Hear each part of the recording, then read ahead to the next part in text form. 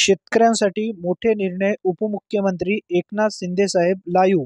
पूर्ण अपडेट पाहून घ्या. अतिशय महत्त्वपूर्ण ही माहिती आहे. सोयाबीन आणि धान कापसाचा विषय या चर्चेदरम्यान निघाला.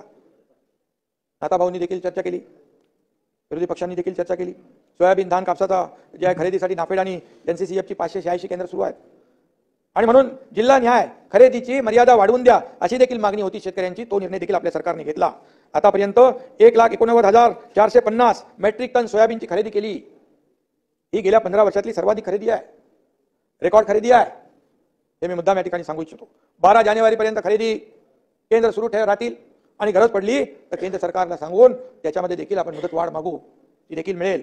एवढंच नाही तर केंद्र सरकारला आपण विनंती केली आहे की पाऊस उशिरापर्यंत आलेला आहे, उशिरापर्यंत पाऊस पडला आहे, त्याच्यामुळे आर्द्रता मॉइश्चर जे आहे हे मॉइश्चर जास्त आहे आणि म्हणून पहिल्यांदा केंद्र सरकारने आपल्या विनंतीनुसार 12% मॉइश्चरची खरेदी होत होती, ती 15% वाढवलेली आहे. ही देखील शेतकऱ्यांसाठी मोठी समाधानाची बाब आहे आणि म्हणून त्याला देखील परवानगी दिली. मंत्री महोदयांची मी देखील तेव्हा केंद्रीय मंत्री महोदयांची बोले शिंदे जी 1 किलो भी सोयाबीन रहेगा तो हम खरीदी करेंगे, 15% मॉइश्चर का वो भी खरीदी करेंगे, हम किसानों के साथ रहेंगे, हे देखील त्या ठिकाणी सांगितलं. राज्यात यंदा 40,73,000 हेक्टर क्षेत्र कापूस लागवडीखाली आहे. त्यातून 42,77,000 मेट्रिक टन उत्पादन अपेक्षित आहे. केंद्राने कापसासाठी सध्याचा बाजारभाव प्रति क्विंटल मागे किमान रुपये 7,200, कमाल 7,521 इतका घोषित केलेला आहे. अंबादासजी मागच्या वर्षापेक्षा 500 रुपयांनी जास्ती आहे. ही देखील वस्तुस्थिती आहे नाता भाऊ. आणि म्हणून राज्यात हमी भावाने कापूस खरेदीसाठी कॉटन कॉर्पोरेशन ऑफ इंडियाने राज्यात 122 खरेदी केंद्र मंजूर केलेली आहे. त्यात अमरावती नागपूर विभागात 62 केंद्राचा समावेश आहे. कापूस खरेदीसाठी राज्यात एकूण 30 खरेदी केंद्र सुरू करावीत अशी केंद्राकडे देखील अधिकची मागणी केलेली आहे. कालपर्यंत 38 लाख 10,000 क्विंटल कापसाची खरेदी झालेली आहे.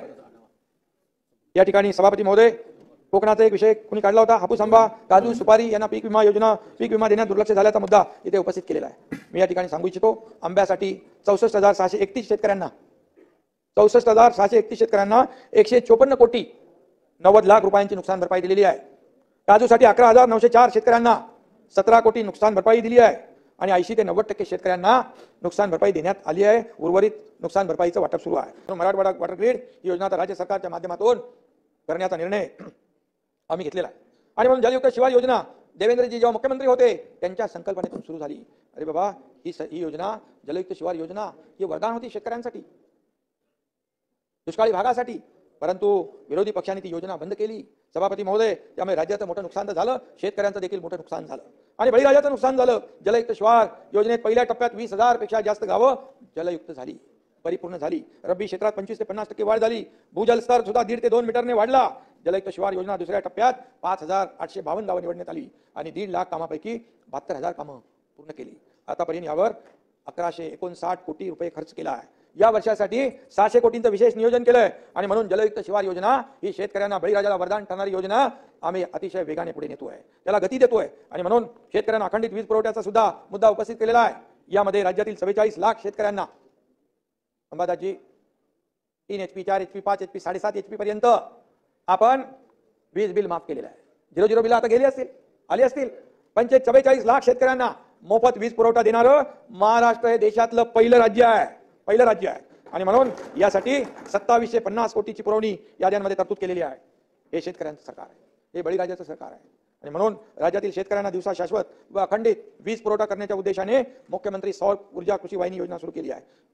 मी मुख्यमंत्री होतो, देवेंद्रजी ऊर्जा खातं त्यांच्याकडे होतं. या ऊर्जा विभागामध्ये सोलरवर खूप मोठ्या प्रमाणावर काम केलं आहे. त्यामध्ये MSEB solar agro power limited MSAPL कंपनीला नोडल एजन्सी म्हणून नेमली आहे. MSAPL और सौर ऊर्जा विकासकांची निवड करण्यासाठी निविदा प्रक्रिया राबवत आहेत आणि म्हणून यामध्ये 15,708 मेगावॅट क्षमतेसाठी वर्क ऑर्डर दिले आहे, कार्यादेश दिलेले आहेत आणि म्हणून मी देवेंद्रजी आता मुख्यमंत्री आहेत, त्यांना धन्यवाद देतो की या शेतकऱ्यांना दिवसा वीज देण्यासंदर्भातला हा मोठा क्रांतिकारी निर्णय ठरेल आणि म्हणून या ठिकाणी 1 लाख त्यापैकी 659 मेगावॅट क्षमता कार्यान्वित झाली आहे. आकडे लिहून घ्या, तुम्ही तपासून घ्या.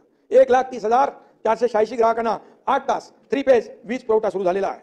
जून 2026 पर्यंत सभापती महोदय हा प्रकल्प पूर्ण होईल. त्यामुळे जवळपास 32,93,000 पेक्षा जास्त शेतकऱ्यांना दिवसा वीज पुरवठा होईल. अखंडित वीज पुरवठ्यासाठी निरंतर वीज योजना कार्यान्वित करण्यात आली आहे. त्या अंतर्गत नादुरुस्त ट्रान्सफॉर्मर बदलण्याची कामं सुरू आहेत. या योजनेचा कालावधी 3 वर्षाचा आहे. अनेक लोकांचे प्रश्न आहेत, ते गेल्या 9 महिन्यात नादुरुस्त झालेल्या 52,593 थ्री फेज ट्रान्सफॉर्मर पैकी 52,494 ट्रान्सफॉर्मर बदलण्यात आले. 99 ट्रान्सफॉर्मर बदलण्याचं काम सुरू आहे. ही आकडेवारी आहे. ट्रान्सफॉर्मर नादुरुस्त झाल्यास ती 1 ते 3 दिवसात बदलण्यात येतात. एवढी गती या ठिकाणी शेतकऱ्यांना दिलासा देण्यासाठी आपण घेतलेली आहे. 34,653 नवे ट्रान्सफॉर्मर बसवण्यात येणार आहेत. आतापर्यंत 13,653 ट्रान्सफॉर्मर खरेदीची ऑर्डर देण्यात आलेली आहे. त्यापैकी 4,664 ट्रान्सफॉर्मर प्राप्त झालेले आहेत आणि एवढे ट्रान्सफॉर्मर बदलले त्याचा शॉक